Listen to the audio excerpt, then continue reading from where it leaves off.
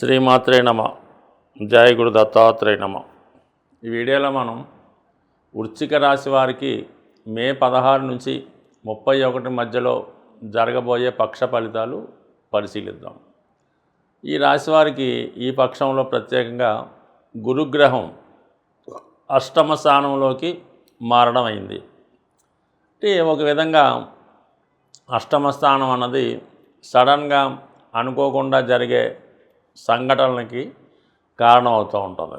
ఎప్పుడైనా శుభగ్రహం అష్టమంలో ఉన్నప్పుడు సాధారణంగా మంచి కార్యక్రమాలకే ప్రాధాన్యత ఇవ్వడం జరుగుతూ ఉంటుంది. చెడు ఇక్కడ ఊహించడానికైతే లేదు. అదే అష్టమంలో మనకి పాపగ్రహాలు వచ్చినప్పుడు యాక్సిడెంట్లు, ప్రమాదాలు, మరణాలు అటువంటి సంభవిస్తూ ఉంటాయి. శుభగ్రహాలు వచ్చినప్పుడు సడన్గా శుభవార్తలు, బంధువుల దగ్గర నుంచి పెళ్ళనో, సంతానం కలిగిందనో, ఏదైనా లాటరీ వచ్చిందనో ఇటువంటి అదృష్టకరమైనటువంటి వార్తలు వినడం జరుగుతూ ఉంటుంది. మరి వృశ్చిక రాశి వారికి ధనాధిపతిగా అష్టమ స్థానంలో ఉండడం వల్ల ఒక విధంగా ఆకస్మిక ధనలాభం ఏర్పడుతుంది. అయితే మీ కుటుంబానికి సంబంధించిందే.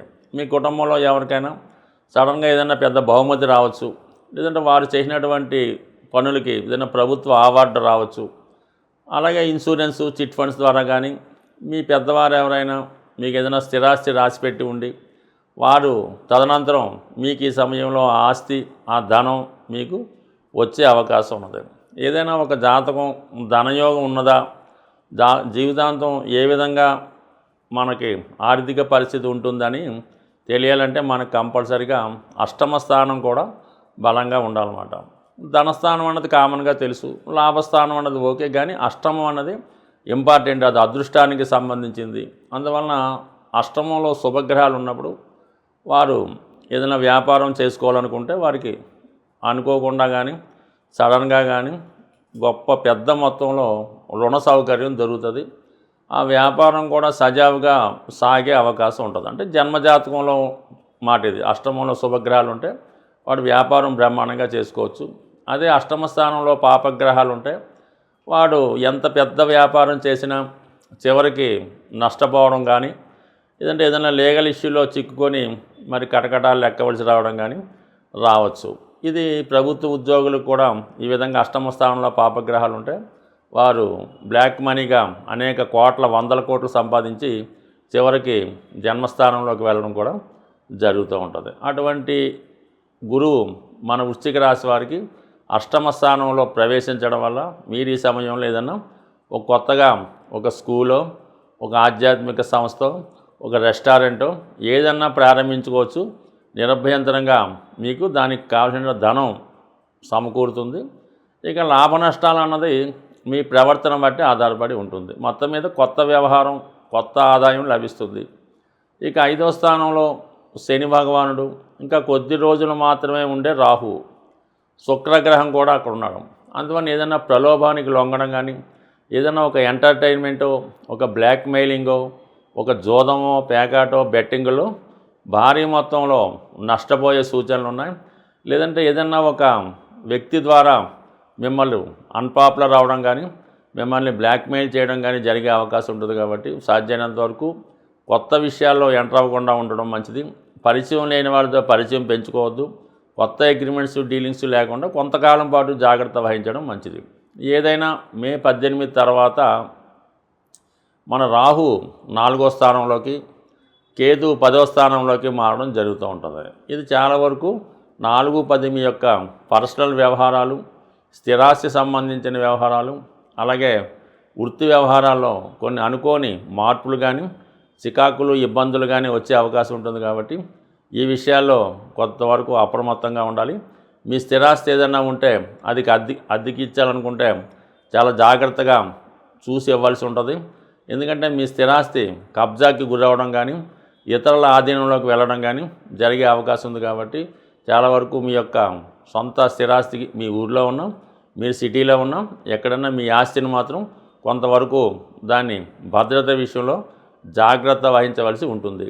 ఇక ముఖ్యంగా కుజుడు భాగ్యస్థాన సంచారం కొంతవరకు అది మీ యొక్క వ్యక్తిగత అభివృద్ధికి కారణమవుతూ ఉంటుంది. మరి భాగ్యంలో ఉన్నటువంటి కుజుడు వ్యయాన్ని వీక్షించడం వల్ల చాలా వరకు స్థిరాస్తి కొనడానికి చాలా ప్రయత్నాలు జరుగుతూ ఉంటాయి. కంపల్సరీగా ఏదన్నా స్థిరాస్తి కొనే ప్రయత్నం చేస్తారు. ఇదే సమయంలో మీ యొక్క రక్త సంబంధికులకి, అన్నదమ్ములకి, బంధువులకి కంపల్సరీగా మీరు ఒక విధమైనటువంటి ఆర్థిక సహకారం అందించే అవకాశం ఉంటుంది. అలాగే మీ యొక్క సంతానానికి విద్యా విషయంలో కూడా ఎక్కువ మనీ ఎక్స్పెండిచరు ఇండికేట్ చేస్తుంది. ఈ పక్షంలో ప్రధానమైనటువంటి గ్రహాలైనటువంటి రాహువు, కేతువు, గురువు మారడం జరిగింది. ఎప్పుడైనా శుభగ్రహాలు రాశి మారినప్పుడు పెద్దగా ఎవరిని ఇబ్బంది పెట్టవు, కానీ ఈ పాపగ్రహాలైనటువంటి శని, కుజ, రాహు, కేతు మారినప్పుడు ఆ మారిన భావాన్ని బట్టి ఏదో ఒక సమస్య రావడం జరుగుతూ ఉంటుంది.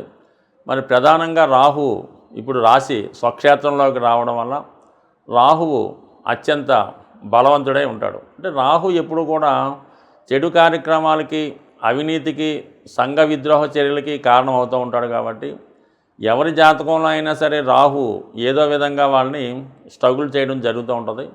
మరి మారేడు కాబట్టి ముందుగా రాహు పెట్టే ఇబ్బందుల నుంచి బయటపడాలంటే కంపల్సరిగా రాహుగ్రహానికి పరిహారం చేసుకోవాల్సి ఉంటుంది. రాహుతో పాటు కేతువు కూడా ఉంటాడు. కాబట్టి సాధ్యమైనంత వరకు మన అదృష్టవశాత్తు ఈ నెల అంటే ఈ పక్ష ప్రారంభంలోనే 16వ తారీఖున సంకష్టహర చతుర్దశి.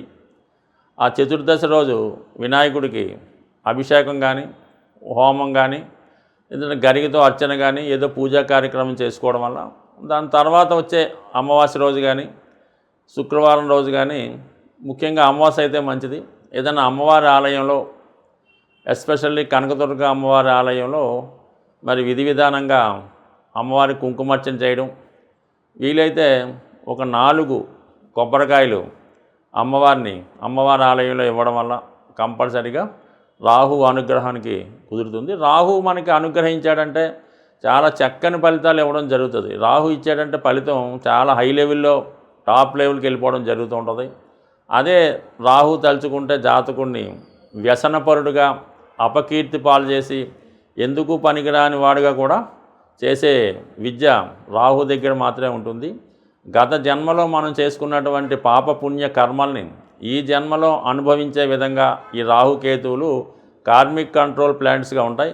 ఎప్పుడైనా రాహుకేతు మారినప్పుడు కంపల్సరిగా అటు విఘ్నేశ్వరుని, ఇటు అమ్మవారిని ప్రార్థించుకోవడం వలన రాహుకేతువుల అనుగ్రహం లభిస్తుంది. అయితే గురువు కూడా ఇప్పుడు మారాడు కాబట్టి ఏదన్నా ఒక పాపగ్రహం యొక్క ఫలితం, చెడు ఫలితం తగ్గడం ఎంత ఇంపార్టెంటో శుభగ్రహాన్ని కూడా బలవంతంగా ఇంకా డెవలప్ చేసుకుంటే అవి ఇంకా శుభ ఫలితాలు ఇచ్చి ఈ పాపగ్రహ ఫలితాలని తగ్గించడం జరుగుతుంది.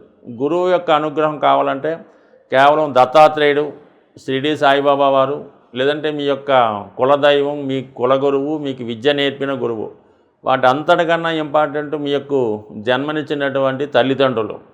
వీళ్ళని సేవించడం వల్ల, పూజించడం వల్ల గురుబలం పెరుగుతూ ఉంటుంది. ఇంకా ఈ అవకాశం లేని వారు ఇవన్నీ మన వల్ల అనుకుంటే మీరు ఏదన్నా ఒక గోశాలకు వెళ్ళి గోవుకి సేవ చేయడం కానీ, వ్యక్తిగతంగా రైతుల దగ్గర ఉన్నటువంటి గోవుకి శుభ్రంగా పూజాది కార్యక్రమాలు నిర్వహించడం వల్ల కూడా గురువు యొక్క అనుగ్రహం లభిస్తూ ఉంటుంది. వీటన్నిటికన్నా ఇంపార్టెంట్ ఏంటంటే తల్లిదండ్రులు ఏమైనా ఇబ్బందుల్లో ఉంటే వారికి ఎటువంటి ఇబ్బందులు లేకుండా వారికి కావాల్సిన సదుపాయాలు చేయడం వల్ల కూడా మీకు ఈ గురుబలం పెరుగుతుంది. గురుబలం పెరిగితే అన్ని గ్రహాలు కూడా మీకు అనుకూలమైన ఫలితాలు ఇవ్వడం జరుగుతూ ఉంటుంది. ఈ చిన్న పరిహారంతో మీ జీవితాన్ని బ్రహ్మాండంగా చక్కదిద్దుకుంటారని ఆశిస్తూ స్వస్తి.